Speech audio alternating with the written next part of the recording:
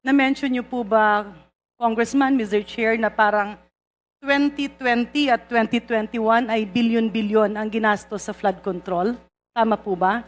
And just now, Yusek Cabral, tinitingnan ko po dun sa aking files at na-archive ko po, talaga pong meron kayong interview. Do you confirm that? If there is an interview, yes, I confirm that, Your Honor. So 2020 at 2021, bilyon-bilyon ang ginastos natin sa flood control. Correct po.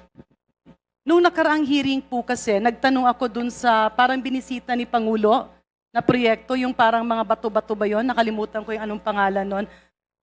Did the Department of Public Works and Highways submit a report on that, Mr. Chair? I think that is rock netting.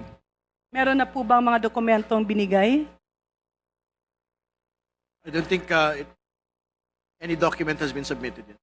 So, okay, Mr. Chair. Matanong ko na lang po si Yusek Cabral dahil siya naman yung nandiyan na nakasala ngayon. Noong pong panahon na ito, 2020, 2021, 2022, pandemic and immediately post-pandemic, gumastos din po ba tayo ng bilyon-bilyon sa rock netting? I will not have any knowledge directly about rock netting because that is part of operations, yung pong program of work. Mr. Chair, if I may, Undersecretary Cabral, kayo po ay nasa operations at nasa planning. Ako sa operations. You're planning. Undersecretary for Planning.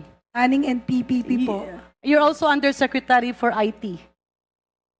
2 weeks pa lang po.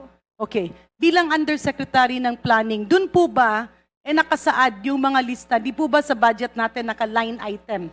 Ibig sabihin, bawat proyekto ay talagang nakasulat yan isa-isa. Tama po ba, Mr. Chair? Undersecretary Cabral? Naka-line item po, Your Honor. Ibig sabihin, yan po